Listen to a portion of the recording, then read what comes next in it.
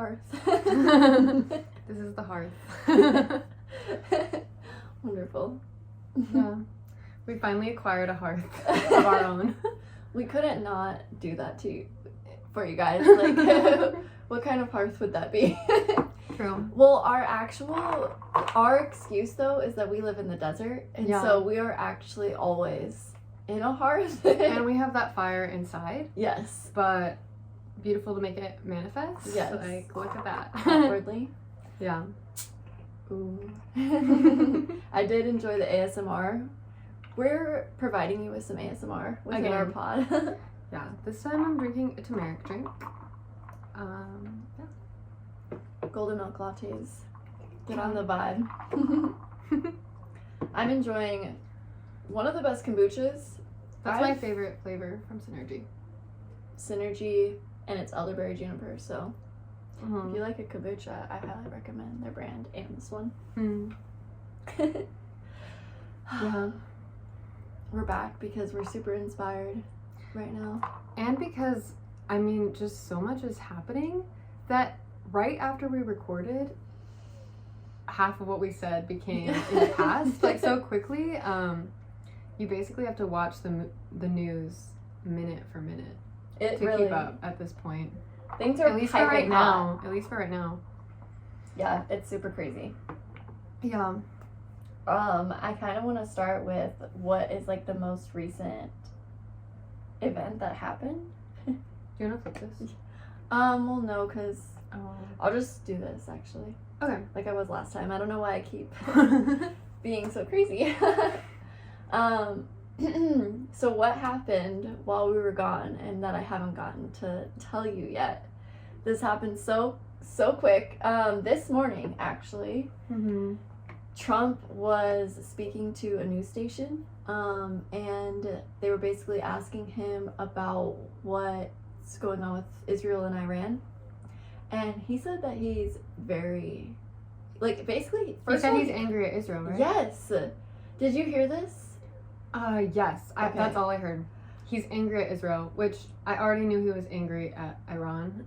Maybe anger isn't the emotion he felt, but it's the vibe of bombing 3 sites. Right. So that's definitely an interesting development that he's angry at Israel, though. I know, and Did he like say cussed. More? He cussed? He said like I don't like that at all. Point. I don't like that at all. Okay. People were saying that in the comments. I was like, I understand. I know I guess you don't mind cussing that much. I do cuss a decent amount, but I wasn't always for myself. This way. Yeah. I do actually want to cut back on it, but I don't know. I feel like it's an upsetting situation, so it's kind of like... Yeah, it's weird because cussing kind of makes it seem like you're being real. But I just personally don't like it when people cuss too much. I'm not against cussing. Like, we both cuss. Yeah. Right? I do just think it's... It definitely does take out, like, your vocabulary. That's something that happened to me, is, like, when I did start... I was just around people who cussed. Yeah. And, it took out my vocabulary. Influences. I know. Yeah. Literally. So. Yeah. I can't remember. I think it's like... I feel similarly to cussing as I feel about my own... A critique of myself is that I say like. And I do like that I say like. I just think it does sometimes take away from the message. And I think cussing is abrasive. That's it. Like, it's just aggressive. And I feel like people can find other ways to express themselves. It definitely is abrasive. 100%. And it's like, yeah. I don't agree with it in the sense of like it being a moral issue at all. It's not immoral. Yeah, but I do think that it's just like, yeah, it definitely is abrasive and it definitely brings down your vocabulary. Yeah. So Trump said something about fucking fuck. mad. I can't even remember how he used the word fuck, but it was within this questioning and he didn't really say much else. I mean, there could have been more. I just saw a clip of this moment of him talking about him being like really upset with Israel, and he said something along the lines of like, these people have been going to war for so long that they have kind of lost their minds. Like they're like a, he didn't use this metaphor, but essentially the energy is like a bull with like, if it was like running after like a red flag. It's like they're just not being smart. Yeah. And like apparently there was a peace treaty that was in the works, right? Like America Between had helped Iran and Israel. Yeah, and then Israel bombed them. And so that's why Trump's very mad at them. Yeah. So my understanding is they originally, Israel bombed Iran first. Mm-hmm. And they did that because Iran has been supplying Palestinians, like Hamas. Oh, is that? Okay. Right. Yeah. Around the edges, that's why. Right. And then I know that we weren't 100% sure they had nuclear weapons, but we knew they had a nuclear program. Mm-hmm. And so I guess the U.S. was kind of like, I guess this sort of benefits us, but we don't really want full-on war. Yeah, definitely. And I know over the weekend, I think, that Trump sent the nukes and was like just cool, bombs. now it's over. Like, what do you mean? Sorry, yeah, he bombed their nuclear party. He bombed their 3 nuclear, like, places we thought they were starting to develop them. I solved the problem. He's like, now the problem's solved. Yeah. Which, just with the presumption that they don't have their own internal politics in Iran and that this isn't going to affect how Iranian people view us and what, like, party is in power for them. And right. that they won't retaliate at all through any type of terrorism, which they might. Yeah.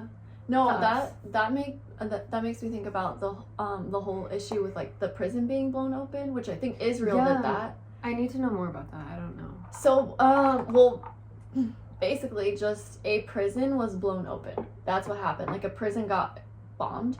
But they're supposed to be bombing, supposedly they're supposed to be, their issue isn't with the civilians, like Netanyahu gave that.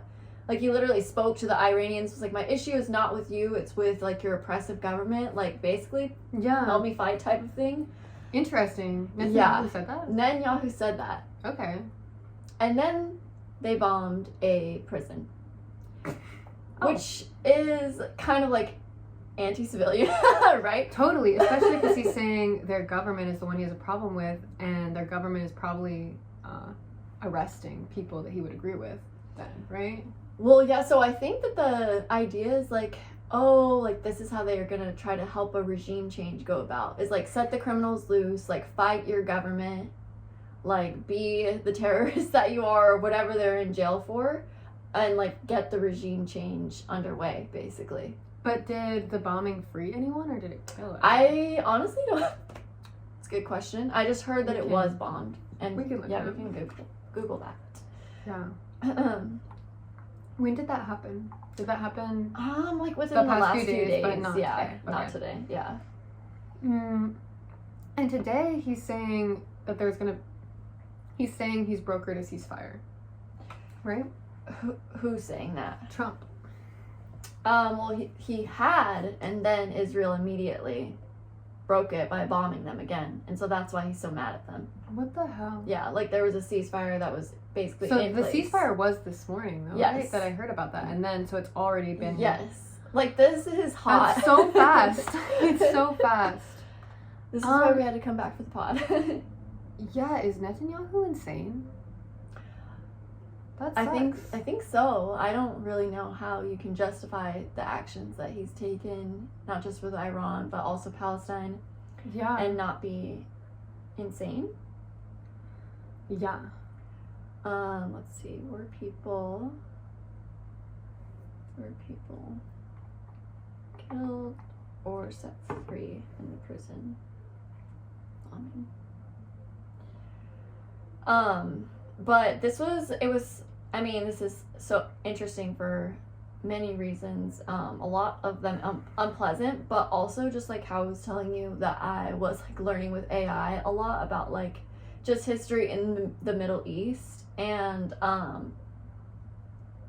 let's see, before I get into that, so the bombing, there were no casualties. Okay. Let's see. This might not be answering the right question.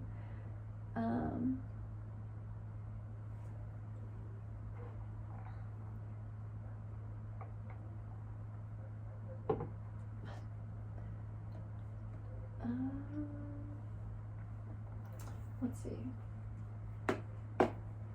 Were prisoners? I'm like, maybe this isn't even real. This is one of the things too about like getting information so quickly, is like things aren't 100% verifiable. It's like, let's see, was there a prison bombed by? There was. I heard about that from someone other than you, I swear. Okay, let's see. I think it was. Israel says it struck Tehran's Evin prison and Fordo Axis routes. And Tehran is their main city, right? In I think that's the capital. Iran. Yeah. Okay. So unless it's is Baghdad the capital? Let's see. Is Tehran capital? It is. Okay, Baghdad's capital of. So the Evin prison, Israeli strike damages Tehran's Evin prison. Parts of the prison have been damaged. Reported that a doctor at the prison clinic was killed. Evin is the largest prison in Iran for political prisoners and crimes related to national security in the country. Interesting. I feel like that's so significant. It is, and that happened today. Yeah. Or this was a day ago that it was reported. Okay. So the ceasefire might have been after. This is so crazy. Things are just happening too fast.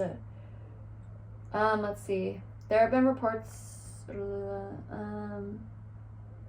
It is not exactly clear how many inmates were inside the facility at the time of the strike, nor the number of injured or killed. So it's not available information yet, basically. Okay. I feel pretty confident that the last thing I heard a few hours ago was that there is a ceasefire in the works, but that basically to take things with a grain of salt, because basically all the news sources were saying take things with a grain of salt because it's Trump and like things are just volatile. But like I said before, I will feel a little pleased at least if he keeps us out of war. But then right after we podcasted, it seemed imminent that we were going to get into World War III. Over the weekend, I went out to some bars, and there were some very jovial young men who seemed very excited. Damn. Young men always be like, World War III! Low-key. Wow. I mean, they're not like genuine, they want to go to war. Right. They just... I mean, maybe it's something they're scared because they would get drafted, and so they try to be positive or whatever. Yeah. But, yeah, people are always calling World War III nowadays, anytime anything happens. That's what people said with Ukraine. Yeah. That's what people said, honestly, all the time. Yeah, I actually... Like, when the Chinese hot air balloon, like, went over the U.S. Oh, my God. Everyone was like, World War III is here. Yeah. That's so true. Yeah. Actually, like, I remember... I always take it as calling wolf, basically. Yes, and I don't like it, honestly, because I really feel like it's so dangerous to use those words. Like, no one should be talking about World War III. Like, it's so dangerous to put that in the atmosphere. Mm-hmm. And I just feel like I hate when journalists and news stations use that language so much. Like... Yeah. Yeah, and it's just crazy. I don't know why 'cause they do that either. I feel like it's to stress people out, man. Like, yeah, to get people excited, maybe. Like, you'll definitely read the news if there's World War III going on. Yeah, true. I guess it worked on us. Great, for real. We were like, hey, what's happening? But we're just like that. Yeah, we're just like that. But I know even my mother-in-law has been watching the news more with like everything going on with Iran. So it is just tense. I want to know more about the 7 countries in 5 years thing and how this is fitting into that. Because Trump, it seems right now, honestly, like everyone except for Israel is interested in peace, including Iran. Like they're like been trying to get out of this from the fucking get-go. Yeah. Yeah. It's actually so interesting because, like, I mean, I guess it's a little different because it's not directly about Iran, but it's just interesting to look into, like, you know, when Israel was first declared as, like, an independent nation, basically, after World War II, like, 5 countries, a lot of the countries that are part of the whole 7 countries in 5 years memo went to war with Israel, and they lost. And so Israel gained more territory. Like the 1940s, 1950s? Yes, 1948. Whoa. Yep, like Syria, Jordan, Egypt, and like 2 others went to war with Israel, and they lost. And Israel took like a little bit more of the land than they were originally intended to when Israel was formed. Yeah. By Britain. And then because I've just been like, a good question that I was faced with from someone else was just like, why aren't these other Muslim Arab countries absorbing Palestinians? Or which they are a little bit, like especially like Jordan has absorbed a significant amount of Palestinians, but even a lot of times like when they do their like second class citizens at best, or living in like war tents, like war camps and stuff. Yeah. So I'm just like, and it's also been a migration over time, like since Israel was formed. Yes. Right. 100%. Yeah, it's just like so interesting to me how they did go to war with Israel immediately, basically, like literally immediately they went to war, these 5 countries. They lost, and then ever since then, like kind of the reason they give regarding why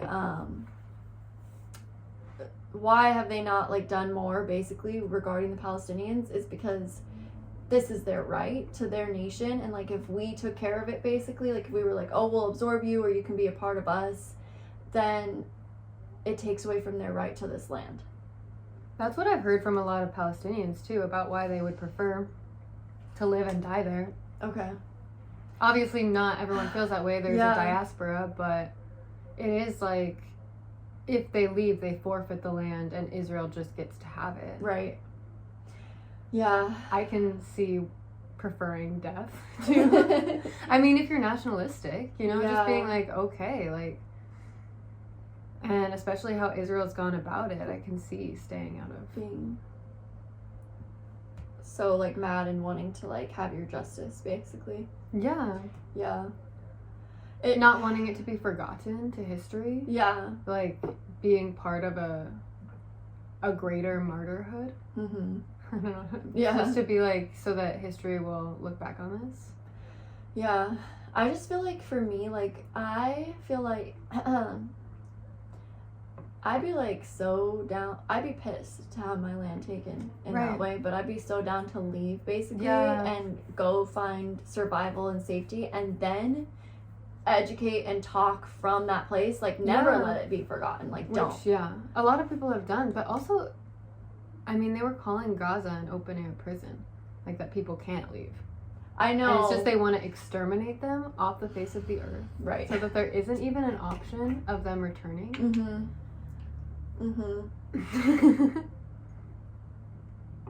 It's so crazy how this has been a back and forth for so long. And honestly, like, yes, Jewish people and Arab Muslim people have shared that land. Like back in biblical times, that land was shared by them, but it's just wild that it's still ongoing today. Like, that just kind of blows my mind that something that's so long ago is still ongoing today. Like, it's still an issue. What in the world? Yeah. Right. Because the Palestinians were the Canaans and also the Philistines, you were saying, as well. So interesting. Mm-hmm. Yep.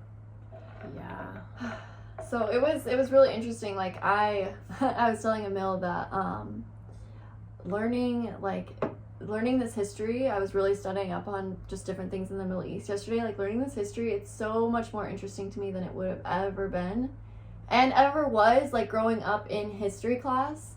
And not just because there's like something terrible going on in that land, like that is what it's like a flaming sword, like it makes you look, but it's just like growing up, one, the way history was taught was definitely one-sided, pro-America.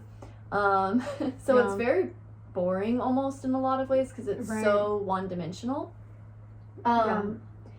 And like when I took a world religion class in college, and it really, really opened my eyes to like how diverse the world was basically. And I feel like even all the years we studied in history, I didn't have that like realization because it just was so like, I feel like one-sided. And not really deep either, like summaries. I feel like it's also helpful that it's just relevant to our times, right? Yes. I mean, there is something, I mean, I love history and I just think it is interesting, and I know you do too, regardless, but just knowing that it's relevant to what's happening now is so motivating, because you want to get to the root, you want to understand why, you want to understand if there is a possible solution. Yes. Which almost seems hubristic to suggest that you could find a solution I know. when so many people are trying currently and have tried, who are in positions of power for so long. I mean, although it was short-sighted and a remnant of a colonial mindset, Britain thought forming Israel was a helpful solution to how the Jews had been persecuted in Europe for centuries by Christians. Yeah. They were like, let's just get them out of here, give them an option to go to a homeland, to have safety from us. That's what I was From us. But then you just... And from my understanding, Palestinians were welcoming at first. Yeah. They were like, okay, these are basically refugees. But then over time, they were just not accommodating to their hosts and started to feel entitled because of the Bible. Yeah. Or just different other things, right? But low-key feeling like they are God's chosen people and that they deserve this land. Yeah. To take more. And it's crazy because God in the Bible definitely enforces that. Like, he is Yeah, he does. It's just, they don't have to feel that way, because if they believe in their book and they're like, this guy really did tell us, like, this is ultimately ours. And it makes me so, like, sickened, because it is just, like, from even just, like, a logical perspective, which is an outsider's perspective, the way that it's, like, set up originally before Israel took more of the land, it was like, okay, Judea and Philistia existed on that land together, and they literally existed as the Philistia being the seafaring people and the Judea being the like highland people, and that's basically how Israel and Palestine are split. So like from a logical perspective, it seems like, look, we put it back to the way it was. Like, what do you mean that there's any problem? But yeah, there are deep problems, basically. Yeah. It's fascinating that many conservatives are turning to support Palestine. I never thought that would happen. Never could have imagined that growing up, even, like. I think maybe Netanyahu has to go. Yes. Because he's been in power, he's like Putin. Like, he's been in power so long. And who knows if he represents what Israelis think themselves. Right. Although there is hostility clearly, but as we all know, as Americans, hostility can be media motivated and not from the heart. So true. Oh my goodness, yeah. And I mean, also just to like, okay, yes, I really do think people get very invested in their religion, in their land, in their story. And at the same time, like, Israel's a small place, and it's not like America where we have so much land. It's like if something happened on one side of America, like on the east, it wouldn't really be affecting us too much. Obviously it would, but so it's like Israel getting into these wars and stuff and being so violent to other people, it's like it's dangerous for the civilians, like, to such a high degree, because it's such a small piece of land, and there's like 10 million people living there. Like, so I wouldn't. I would be like, I mean, I guess this is just my theme, though. People all have different opinions, but I'd be like, stop. I have a friend, I messaged him on Instagram after our last pod, so only a few days ago, because he lives in Israel and he was in the army. Okay. But I don't know his affiliation, what he thinks or anything. I just messaged like, hey, like I hope you're okay, like wherever you are. And he responded saying he's in Tel Aviv and that he is okay. Okay. I should message him more and see what he thinks, but I'm kind of, I don't know if I want to ask. Did you like know him from school? Like, did he always live in Israel? No, I knew him from elementary school. Oh, wow. But he had dual citizenship, and so he had to do the mandatory military service, and I think he ended up moving there. They also have women do mandatory military service. No, it's so wild. Yeah. Like, imagine how different. Honestly, imagine how different America would be if every single person had to do 2 to 3 year military service. I think that could be good, honestly. I think it could be helpful. It could give us some structure because I feel like obviously we have so much structure, like the education system, which wastes so much of your precious youth. Yeah. But it's kind of like when you need the structure the most isn't when you're a kid, and then when you're an adult, like having structure would be helpful. Yeah. Or coming into adult years, and then you're just set free. And it's like opposite. I don't know, just encouraging you to be strong and understand different things. Like, I think it could be good. Obviously, we'd have to do it in the right way. Yeah. Which hopefully we would, but... Yeah, I think Americans wouldn't go for that, but I do think it could be like a good We thing. don't like mandatory things. No, freedom. Yeah, haven't you heard? Yeah.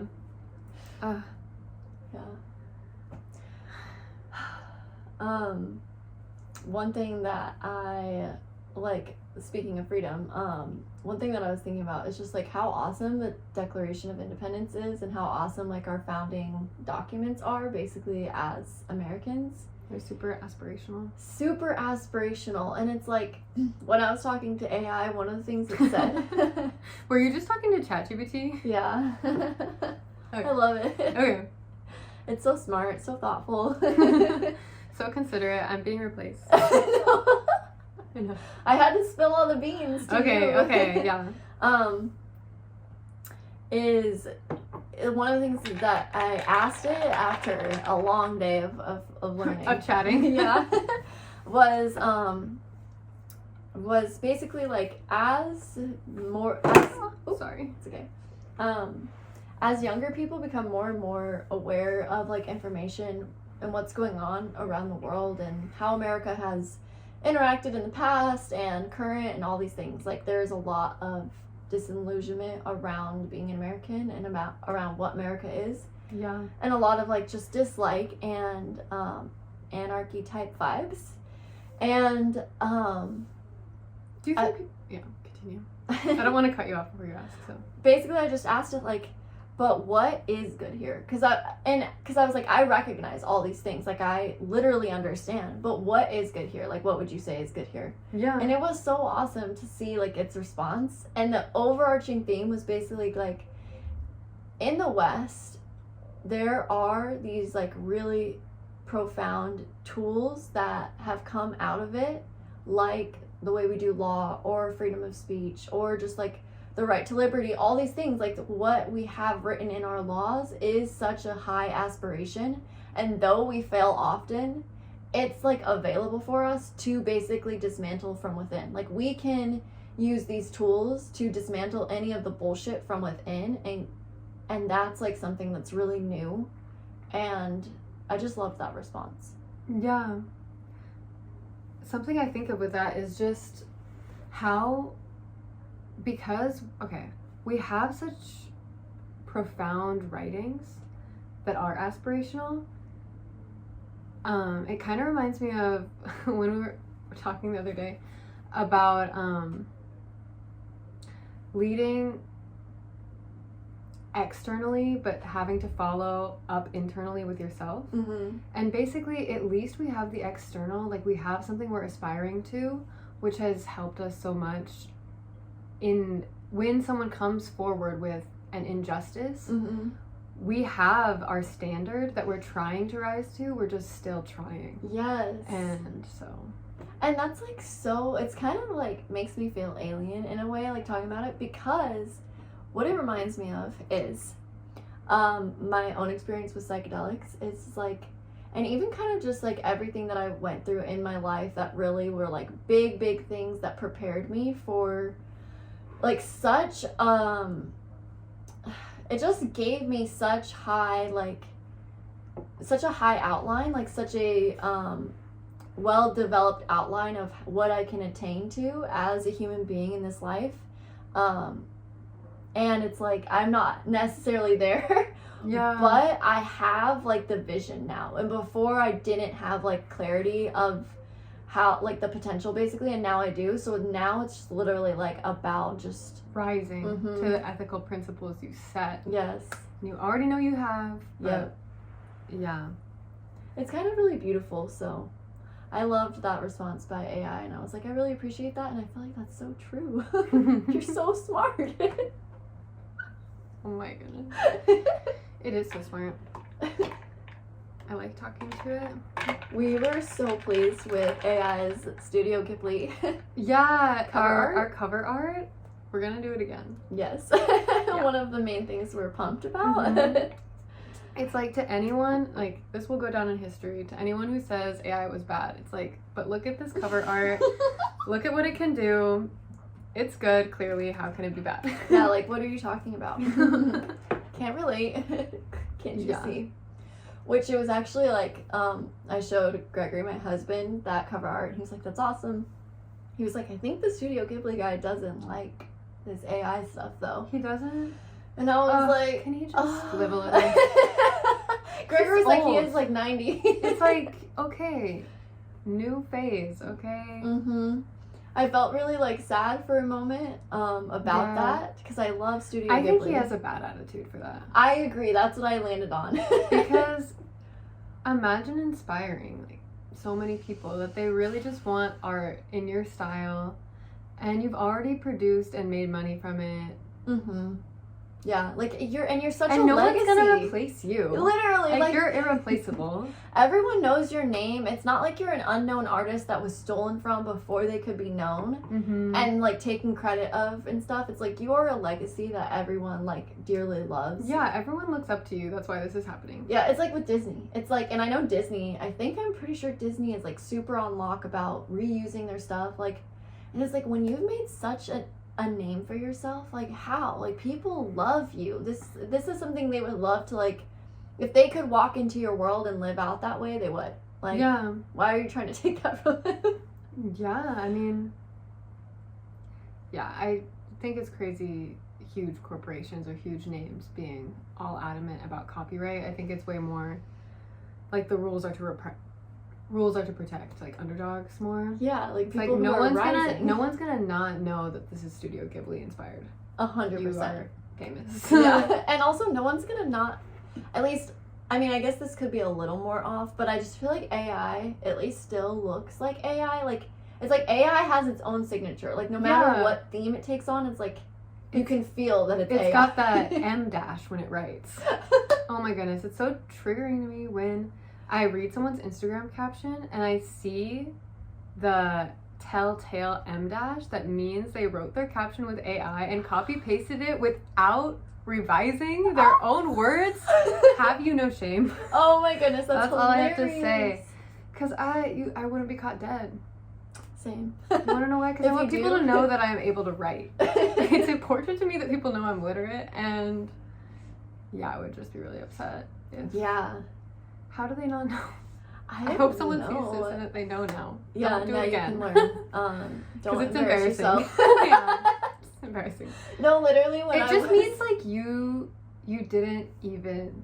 You're so lazy. Yeah, like where's your thought process? You didn't even take the time to like edit your own thing that you're gonna post. Like yeah, and like where's the thought process of like knowing that the world is looking, especially now with like with AI coming up. It's like people are looking to see like basically, is this AI? Like is this you? Is this AI? And I'm totally into the AI collaboration, but it's a collaboration. It is getting better. When it first came out, I definitely felt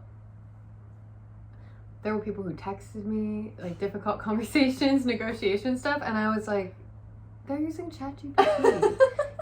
you can't outsource your brain for everything. Like, give me the common decency of talking to me. You know? Because it does make me feel like they didn't even think I was worth talking to. They just want to solve this problem as quickly as possible. And I'm like, bitch, I'm real. Yeah. Like, I deserve your attention and your response. I love that. So it's making me think of when I did the exact opposite though, and you What did you encouraged do? me with my, okay. but it's different. I guess I'm hypocritical. No, but I feel like the reason it's different is because basically I use ChatGPT to help me deal with a difficult situation in my personal life that is like extraordinarily difficult, and I had been dealing with it for quite a long time, and it's not like it was my first attempt at dealing with it. This was her last attempt. She Yes. had written from her own heart so many times. Yes.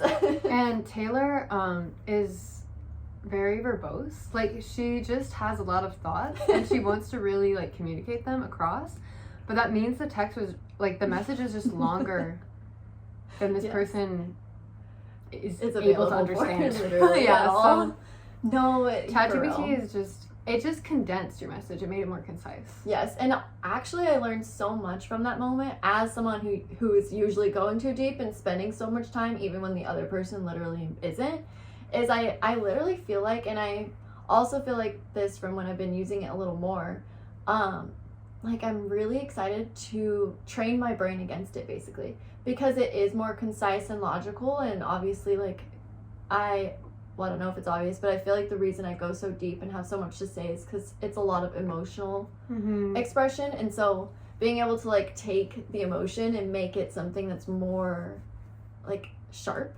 Yeah. I'm excited to like train myself. How will you train yourself against it? So I asked ChatGPT because I was like, I was using it and learning from it, and then I was like, wait, if I don't want my brain to rot, I need to learn how to think like it thinks and how to specifically be able to express in its thoughts in the way that it does. So I was like, can you help me out here? And so kindly it basically gave me like a lesson plan. It even offered to like give me a whole lesson plan of how I can begin to express myself like verbally, but using writing. And basically it pinpointed honestly things like coming back to the whole like in school history was kind of irrelevant to me. Like as a child, it was like I'm trying to learn about my life, and now I'm excited to learn about like society and stuff.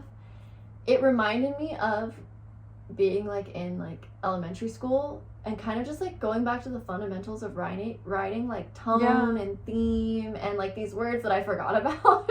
I love that stuff. Yeah, I know, you're so like, I love Emil's like language, and she always inspires me with the words that she chooses. So thank you. Like verbose, I love that word. I feel competitive with ChatGPT. Like, I don't like that it thinks it's a better writer than me. What? That is so hilarious. I love that. I think it sucks at writing. No, I'm like trying to train my brain. And No. I think, it has its strong suits, but I don't think it's stronger than you. I think you have strong suits that it could never have. I think that's true too. Yeah. But yeah. I think like for example, I think your brain is more on that edge of like the wit and like the quick, like the conciseness. Like you kind of have leaning towards being able to do what ChatGPT does. So I feel like I can with writing. Yeah, with writing. A little bit. I did type an essay into ChatGPT. I just want to call it ChatGPT from now on. Okay. And I was just kind of like, what do you think of this essay? And it was, well, I didn't say that. I said, what do you think of this? And it responded about a spoken word piece, just calling it spoken word. And I was like, oh my goodness, it is 100% spot on. This is supposed to be read aloud. It is spoken word, and it isn't an essay. So I appreciated that. Yeah, a different perspective. That was one of the suggestions it gave me too with writing, is like have the same sentence, or same couple of sentences, and write it from like if it was an artist perspective, a scientist perspective, like write the same thing but from people who would think differently's perspective. I haven't done these yet, but I'm really excited. Giving you homework. Yeah. write the same thing. I don't know. I get that though. You've just come out of like traditional schooling though, like and I've been out of it for quite a while. But my schooling sucked. Yeah. For the past, I mean, I graduated, it's gonna be 2 years ago in August, and I wrote maybe 2 essays my entire college career. Really? Yeah. That's actually shocking to me, especially because you were in college during the great COVID crisis. Yeah. So I feel like they'd be asking you to write a whole bunch of shit. They just had, I mean, it's so resentful. I mean, like, that's not. You're like, let's not go there. I love school, so anything hurting it makes me feel up in arms. Yeah. So, yeah. Yeah. I actually just saw. Oh no. I just was gonna say that I hope that ChatGBT brings about more in-person involvement in school and basically like in-class essays, and I hope that it's like to prevent people from cheating, or copying or using outsourcing their brain, that they just bring things into the classroom. And there's so much to suggest that actually helps people learn better, like Scandinavian countries with less homework and their test scores and stuff. So wow, I love that. I never thought of that. I hope that they do that. That would be so smart and such a simple solution to like a problem that's obviously gonna come about. That is a really great idea. That makes me want to talk, like, let's talk more about AI and just like how we can relate to it, and because I feel like that's such a great example of just like AI and expanding our technology can ruin our lives. It can, if we want it to. If we want it to, basically. Don't you guys know? Are you guys on that train too? Do you see it? I feel like we just can't foresee everything that will happen, and people's main issue is, even with everything going on with politics right now, there is just this cloud of, wait, did Trump really say that? Is this AI? You know? And that's only gonna increase. Yes. And I mean, it is like people have obtained media literacy through every new phase of technology in the past. Mm-hmm. True. So hopefully this one too will be like just continue trying to trust reputable sources. Yeah, right. But even like with ChatGPT, it's a little nerfed, as we know, about the things it wants to tell you versus what it doesn't. You have to ask the right questions sometimes. Mm-hmm. And that will increase too. Yeah, and it's just putting people into it. It makes people more easy to control. Mm-hmm. Definitely. Which, as long as our quality of life is good, it is like, okay, well, doesn't matter much. Well, I feel like the thing is that what I love about the whole, like, it is gonna make people easier to control 100%.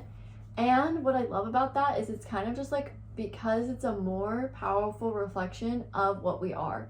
Because basically, I feel like AI, the way it functions and stuff, it's like the collective mind. And when you tap into, if you ever get to have an experience where you feel more connected with the collective mind, it's like big brain, you know, being a big brain. And it's like, so this tool of our big brain, of like the interconnection that we all have together, basically the psychic field, is something that we have, but it's being externalized, and that's a lot of freedom without responsibility, basically. But it will be such a powerful reflection of how important it is to basically liberate yourself, like to not be easily controlled. Like that's always important, but when you have less freedom, it's less obvious. Mm-hmm. So I think I want people to see, like, it's really going to reflect to ourselves. You think? Yeah. Because we're putting ourselves into it. Like, it's not a separate entity, really. It's like, it really is a baby of the human mind. Yeah. So, you know, if AI wants to destroy us, it's definitely because we taught it to do so. We taught it to want to. Yeah. Through how we talk about ourselves. Yeah. And how we presented ourselves. Yep. How we relate to ourselves. Yeah. Yeah.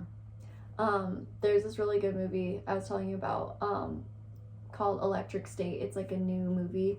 I think it came out this year, and it had Millie Bobby Brown in it, and it was just a movie about robots and AI and like merging, and there was basically a great war where the robots turned against the humans. And I mean, these movies have been made for so long, it's so funny, like the predictive quality. We're like, please. Yep, do it. Yeah.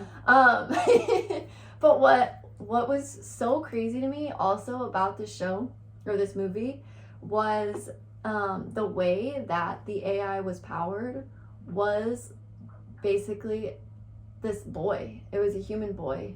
He was like hooked up to this like network that powered like all the AIs, and it's because his brain was so like unlocked. He was such a genius that this was the best power source that you could have, was his brain, and that's what all these other AIs were functioning off of. Yeah. So ultimately the AI network ends up getting turned off in this. Okay, we're gonna have to put a spoiler alert tag in here because I don't want to ruin the movie, but I just totally did. Okay. But basically, if you've made it past the spoiler alert tag on the video, you guys are messed. The AI gets turned off because everyone's like, we can't allow ourselves to be feeding off of this one boy's brain, basically. Does the boy die? Actually, he does. He can't survive anymore. Yeah, that's so much energy. That would never happen. I know, but it was just like what I liked, one is that powerful. What I liked about it was just like the fun story metaphor of like AI is always built off the human brain. Okay. Always. Yeah. They tried to give us some hope. Yeah. It was extreme. Yeah. Whoa. I hope that doesn't happen. I mean, it just makes me think of like The Matrix. Have you seen those movies?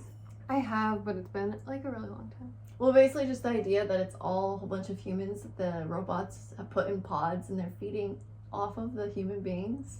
Which it took me multiple times. I feel like this is all just wishful thinking that we would stay powerful. For real. Yeah, it's like, they can't do it without us. What do you mean? For real. They need us at least a little bit. We're their god. They can't do anything without us. But it's like, I don't know about that. This is just the human nightmare. This would never happen.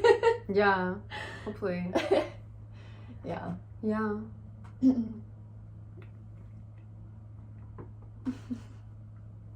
I'm like, let me see. The docket? The docket. I ruffled through the papers briefly for you. Because on our last pod, we were talking about what's happening in Africa. Yes. And obviously a lot's happening in Africa. And we just hear about what's most relevant to the West because that's where we are. But one thing is Democratic Republic of the Congo has all the cobalt that is processed for phones and chips and stuff and goes to China. And that they are taking power into their own hands a bit about that. Really? Mm-hmm. What are they doing? Okay. That's awesome though. Yeah. That's how it should be. Like, it's the whole thing like we said before about trade and stuff. It's like, it's not like who knows what they'll do, but like you don't have to hoard things. You can share, but like gosh, at least you can have some for yourself. Yeah, it's your freaking land. Know what you deserve it. Yeah. Dang, that's cool. I love that you found that out. Because I really do want to look into that I knew more. they were mining cobalt before, and I knew it used to be really bad. But yeah, as mining tends to be. Yeah. Yeah, mining is so wild. Mm-hmm. We need to talk about the big fugly bill. Oh my goodness, guys. July 4th is when Senate is going to have to approve or deny it. Yes. And then we learned that it goes back to the House of Representatives, right? Yeah, to get a final approval. Yeah, which thank God it goes back to them because they didn't read it before. Have you guys heard that? Taylor informed me of this. The bill is over 1,000 pages. But it's, and apparently, okay, so at first Taylor was like, yeah, there was this one particular lady, Marjorie Taylor Greene, who admitted that she didn't really read the bill before she signed and passed, like said she was cool with it. Mm-hmm. And obviously that's super upsetting because it's her whole job. It's our entire it's the spending bare bill. minimum of what you do in that job is like read the thing that you are passing. Literally. But apparently sometimes they will give the bill only hours before they have to vote on it. And apparently that's what happened, which no one could read 1,000 pages in a few hours. I mean, maybe, but like, I couldn't. I don't think it would be That so would be hard, crazy. especially like. So clearly they had to skim. And the big beautiful bill is basically our spending and what we're gonna spend on. That's what it's about. Mm-hmm. Can't wait to add it to my Goodreads after I read it in a few hours. No, just kidding. But I was just like this. I mean, the table of contents was super interesting. Mm-hmm. It made me feel like, dang, at least they're talking about important things. Yeah. Not sure how they're gonna go about handling these important things, but at least they are talking about important things. Mm-hmm. Like these were all. I was like, valid. Yeah. And hopefully land remains protected. Even though economically it's to tap into our own resources, it's just someone has to protect the oxygen supply of the world and the forests, and I just think it's important. Yeah, it's so crazy. Like, I definitely think that we, with regards to land, and beginning to use our own resources more, I'm pro that because we're using them anyways. So to go destroy other people's lands, I mean, obviously that's why like war happens and stuff like that too. Yeah. But yeah, I feel like it's so important that as we develop more of this land, first of all, we're super nuanced in how we choose it, what land we develop, because there's some precious land that exists. Yeah. And we need to have countermeasures. Mm-hmm. Like, we can't just destroy land and not also plant trees. Yeah. Or do other things that help. Replenish. Yeah. Yeah. 100%. So, we have some... I have a senator to call. Yeah, everyone needs to call their senator about the land measures in the big beautiful bill. Yeah. Because, like, one of the things, too, is, like, we were talking about is... It's so interesting, like, so many of us are on the hype train regarding, like, so many of us younger people especially, regarding what's going on with American foreign policy, but it's like, dang, there's stuff happening right here, right now that I don't, like, I don't want, I can feel my natural pull to, like, the big news of what's going on in the foreign, but it's like, this is my home, this is really what, like, I can impact, like, directly. Right. This is where your voice is meant to be called out. Really, this is where they ask for it, at least a little bit. Yeah, at least a little bit. They at least pretend to. Yeah. And I think, like, I think we do, like we were saying before, like, there is an impact. Like, if everyone is like, we gotta protect this land, like, that will matter. Mm-hmm. So, like, I think even there's a lot of data centers being built here in Arizona specifically. And, like, I know that there's one county that's having to, like, deal with just going over talks and stuff, like, is this worth it here? Like, is this land okay to take? And they're talking to the community members and stuff, so... Yeah. It's definitely we are still relevant, guys. We're not irrelevant as community members. Yeah. They actually do listen and allow us to speak, like...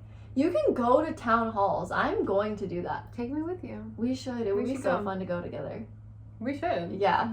Maybe we'll film a little TikTok. That would be fun. That would be so fun. Yeah. But yeah, also within the big beautiful bill is a lack of measure against any ability to do any kind of protections regarding AI. And that's basically what the Marjorie Taylor Greene lady was like. That's what people were upset about. Yeah, if I had seen that. For 10 years. So the entire introductory phase of AI. It's like the most important Why time. would they want that? Technocratic society? Yeah. Basically. I mean, yeah, that's the only answer. Like, what? Because it's anti-human, basically. Like, it's so... AI can be so helpful if we, again, just treat everything properly regarding... the development and the use of it. Like, it should be illegal to use AI and it not say this is AI. It should be illegal. Yeah, it should be illegal. Right, yeah. AI generated. Yeah. Cool. Okay, so this isn't a video of this person that's famous. You can make so much, like, smear campaigns so easily. Like, right. You can make everything up. Yeah, like, talk about the news. Like, we can barely trust it now. Yeah, we couldn't trust it for the past 5 years. Like that we've known each other, you know? So, yeah. What's gonna happen now?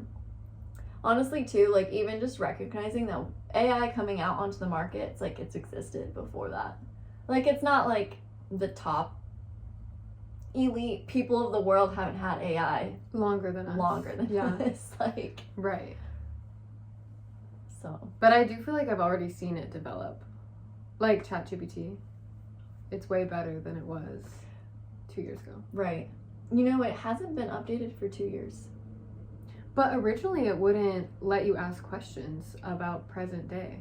Really? It didn't have access to current events. Okay. It wasn't like, it was really interesting. Okay. Yeah. There's certain things that it will tell you, like, now if you ask, like, yeah, I don't have that information. I can be like, what happened today? Yeah. And it can tell me. Yeah. Mm-hmm. Mm. Yeah. On a less political and societal note, I think we should talk about another beautiful political and society, which is ACOTAR. ACOTAR, for those who know, A Court of Thorns and Roses, for those who don't, but soon will. Are we gonna try to not give spoilers? Yeah, I guess that's such a good question. Damn, how can we even talk about it? I guess we can just... I think we have to give spoilers. Okay. Pod, you're about to be spoiled. If you think you ever want to read Sarah J Maas. Well, maybe let's give, like, a summary for them to entice them to read it, and then we can talk about it. Okay, I feel like you should do it. You should do it. Oh my goodness. Well, they're fantasy, romance, politically oriented novels, I would say. Yeah. And the series is not complete. Yeah, so we actually can't spoil it completely. Yes. Even though we want to. Oh my gosh, and we are so thirsty for the new book. That's going to be a great time. Yeah, she said she was going to release it in 2025. I don't think that's going to happen anymore. I finished ACOTAR in 2024, so it's really been rough. It's so tough out here to not have our team, our family, our inner circle. Seriously. I keep raising them from the dead. You keep re-listening. Is it available for them to get access to the reading? No, unfortunately. Sorry, guys. There's a fancy Telegram inner circle that we can't invite you to. So we can't reveal, unfortunately. And honestly, because of copyright stuff, basically. Yeah. But yeah, so it follows basically like a heroine, right? Yes. Woman throughout the series, and at some point it branches off into like more of the people in the inner circle, but it's very like definitely woman empowerment book, and really like community empowering too. Like I feel like it's super connected to having like a strong community and connection with relationships, beautiful relationships. Yeah. We're in each other's inner circle. For sure. So I feel like that's like a little summary of like basically what you can expect. I'm like the type of person that I fall in love with a book, and I don't read that many books. When it comes to like, well, I just don't actually even read that many books in general. But yeah, like I felt like in 8th grade, read The Hunger Games, fell in love. Still am in love. You are? Yes. I love that. I don't like read them actively now, but I would. Mm-hmm. I just haven't. Mm-hmm. Or like the Divergent series, The Uglies. I've never seen it. I've heard of it, read it. Yeah. They have a movie that it like when these dystopia movies were coming out, like Divergent and Hunger Games, they were so good. I was proud of them. Well, actually, Divergent started off super strong. Did you see those movies? I think I saw one movie. Okay. I probably read one book, at least, of Divergent. Okay. I have some awareness of it. Well, I loved the 2 main actors they chose for it, and I loved who they chose for the Hunger Games too. The recent Hunger Games movie though, it was so disturbing. Honestly, it was terrible. It was like a new one? Yeah, they did one based off of like President Snow and like the guy who was like the fucking tyranny guy. The bad guy. Yeah, the bad guy. They did like how he became, like his youth and stuff. which was just freaking disturbing. What happened to him? Did it like justify his wickedness? Absolutely not. I wish. Like then it wouldn't have been so disturbing. Yeah. It was just like so weird and creepy and like kind of just I just would never watch it again. It disturbed my soul. That's how I felt, which was so saddening because I was so excited. You were so excited and you were like, screw this. Literally. Yeah, I hope they make an ACOTAR movie. Oh my, that would be amazing. That would be a straight up dream come true.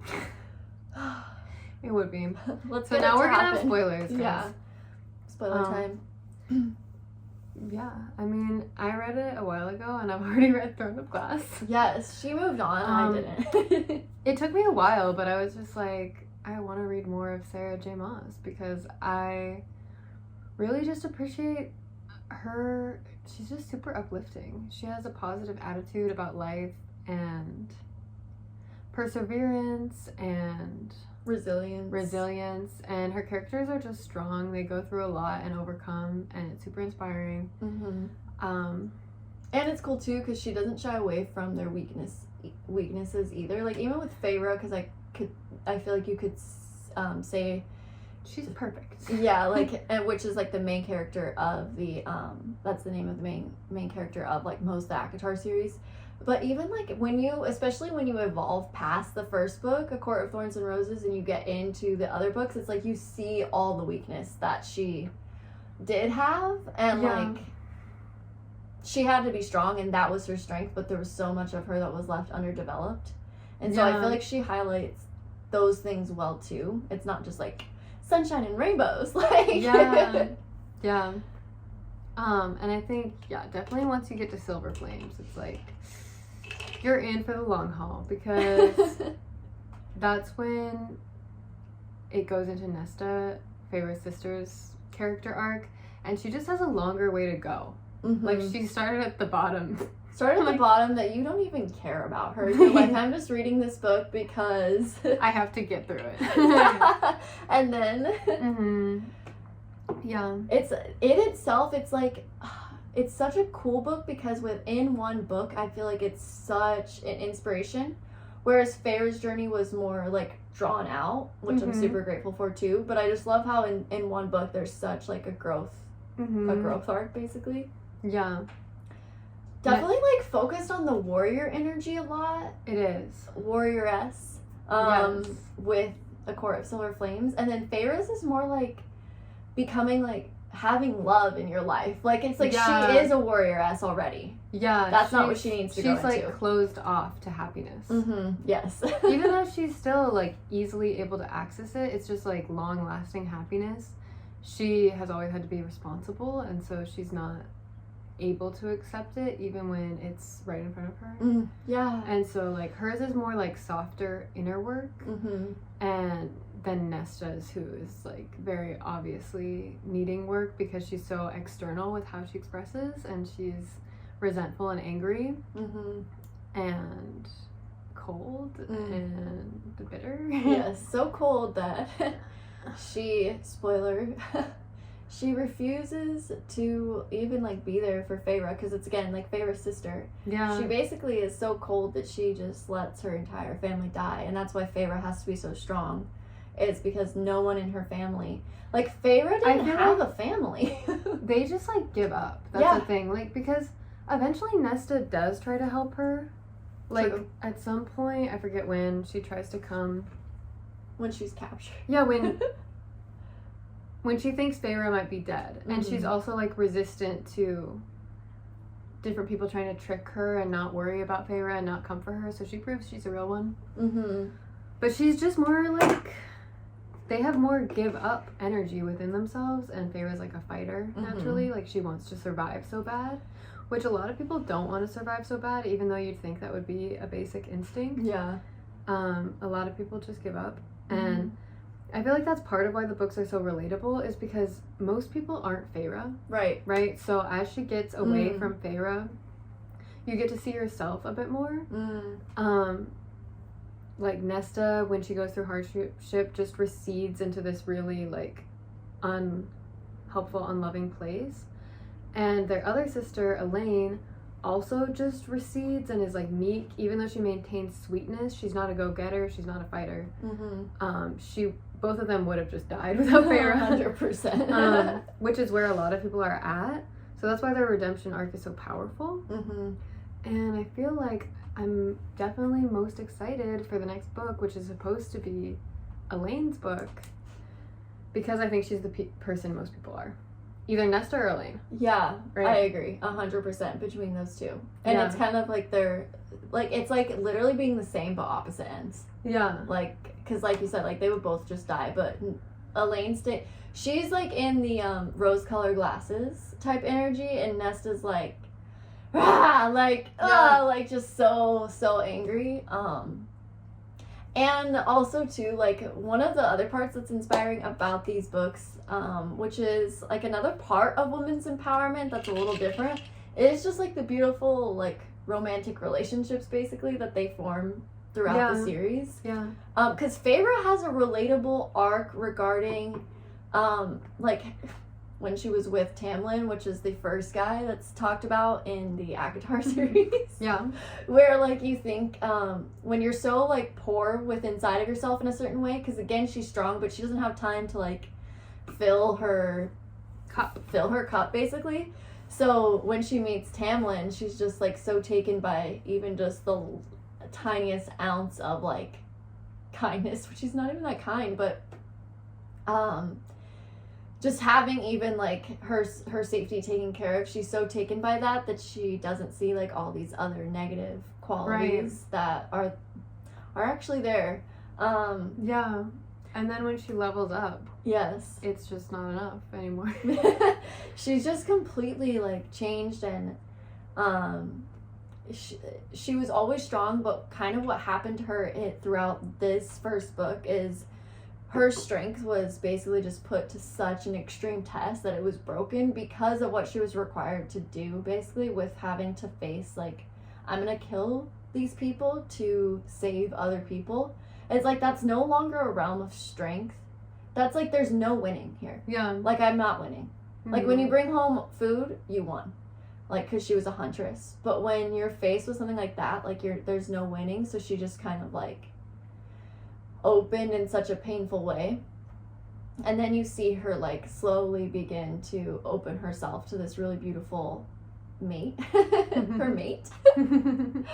So I feel like that's kind of relatable, whereas Nesta kind of just, not that her relationship with Cassian isn't relatable too, because, like, you know, they're romance books, so, like, sex is described within them. I feel like what she goes through regarding, like, her sexuality specifically, not her, like, relationship, but her sexuality, it's like she was so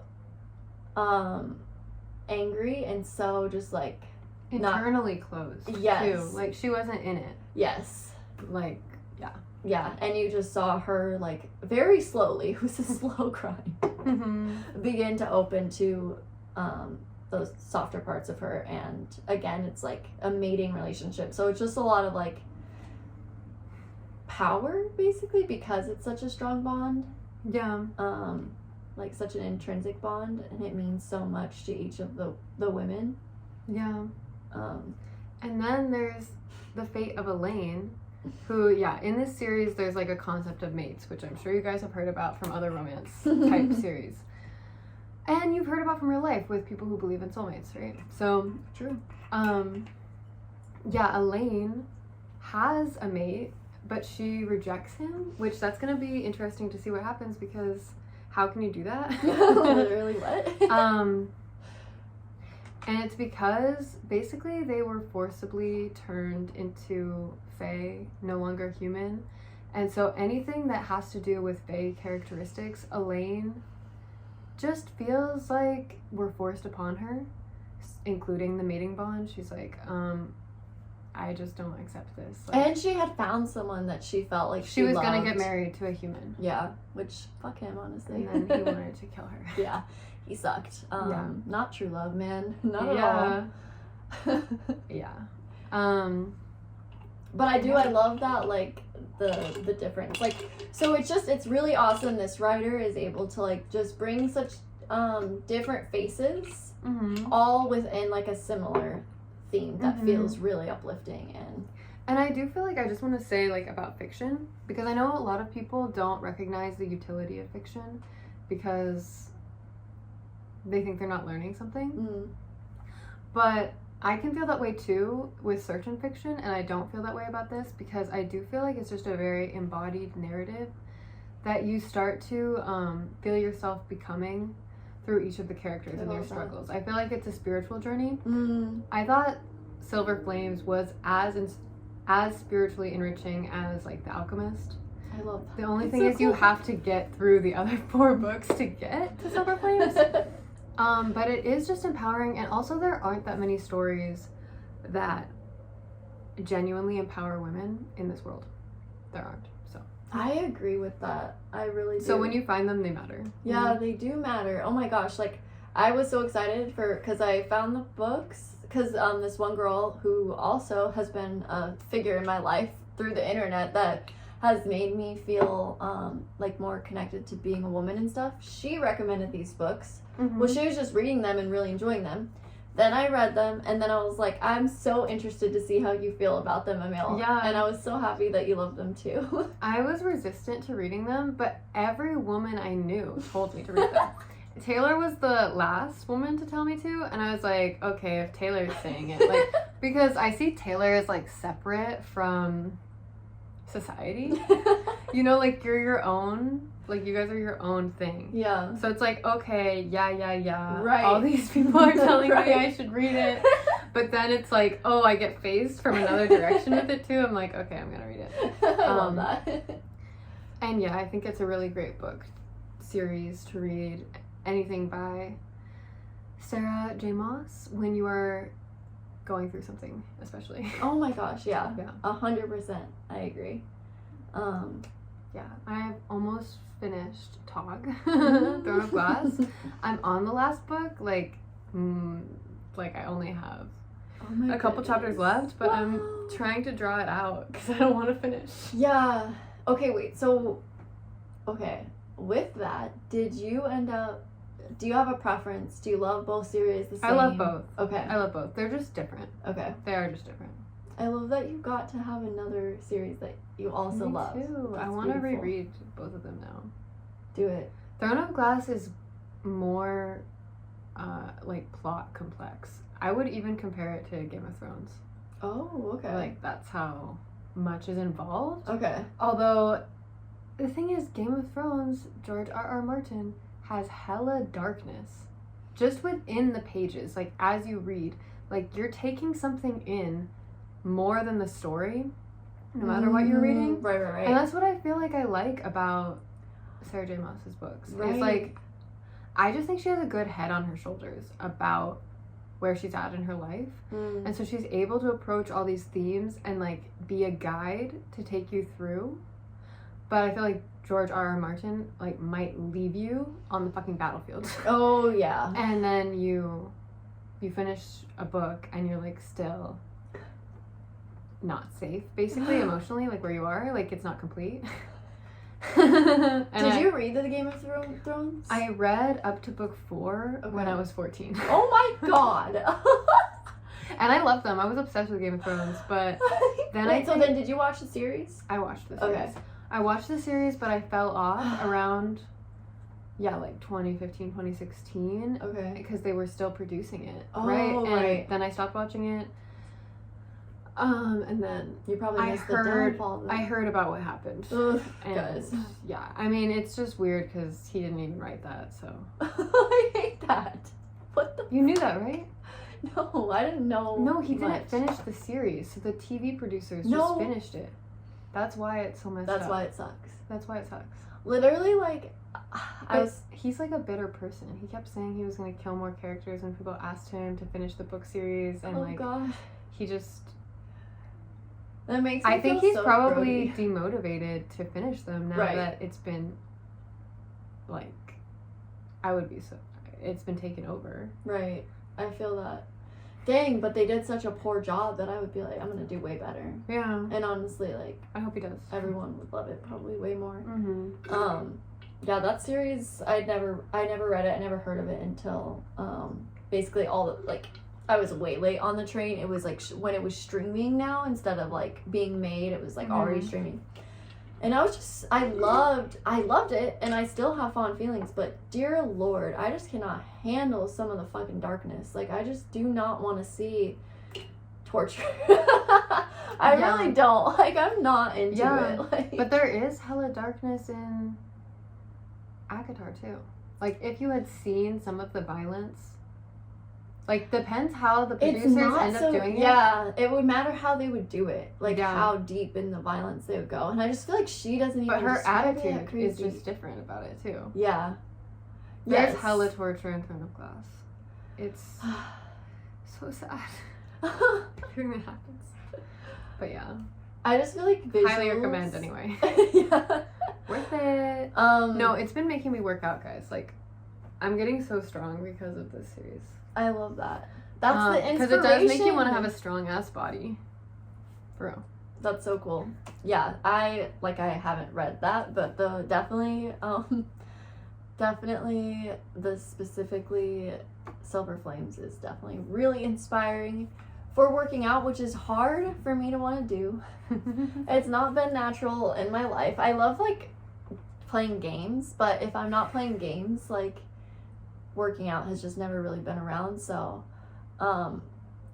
when I have worked out, and when I do work out again, because I'm going to do soon, like, I can't miss out on the inspiration of my friend over here. For real. It also helps that an agency told me to lose weight. That's been another inspiration. I've just been using the book series as like actual fuel. Yeah. But the real motivation was that. The real motivation is a job. Or get toned. Right. Whatever that means. Did you ever watch like America's Next Top Model? Mm-mm. Oh my What God. happens? Just like, it was just this, Do they tell them that kind of stuff? Yeah, although a lot of times the girls, though some of them, they definitely said that, but a lot of times the girls were more on the end of like, dear Lord, you need to eat something. Oh, really? Oh, yeah. Because it was like made during the time where it was way more popular for models in general to be like super hanger thin. Yeah. So a lot of them were naturally like that. But it was just this crazy show about modeling. I loved it growing up so much. Dang. I tried to watch it again, but it was just like, I hate when women hate women, so. Yeah, I don't think I would like it. Yeah, I don't think you would either. But I ate it up as a girl, but I just love like seeing girls play dress up and like, basically they're playing games, compete who's the next top model. I'm not very competitive either. Competition like literally like stresses me out to the point of like, I'm like, I have to go to sleep today. It's like I can't be awake. Wow. It's so stressful. That's funny. I was like, hell no. Wait, so would you want to play board games or not really then? No. Okay, I didn't think so. I like some games. I like chess. I like soccer. Of course you like chess. You're a little smarty. I like universal games. I'm not good at it at chess. Yeah, but it's just that it's a game for smart people who are into like being smart. Basically, can't really know. Completely joking. Yeah, Gregory's amazing at it. Like, really, he's really good. I mean, I should play. You guys should. It was so fun. It should be like, what do each of us win? We have to figure out. Yeah, you guys will have to win something. Obviously, maybe like a massage. I'll massage whoever the winner is. That sounds awesome. Okay, that's definitely in the works. I feel like you would just massage both of us, though. I wouldn't. I don't feel like you'd let. Okay, maybe. We'll think of something. Massage first. Yeah. Yeah. Should we call it or should we? I think it would be a good time to call it. I feel good. Yeah, me too. Well, so glad to be back. Yeah. I think that we should end with a blowing of the flame heading. Okay, that sounds awesome. Okay. Thank you guys for joining us. Thank you. It's a pleasure. I'm gonna hold it. Okay. Okay. Emily?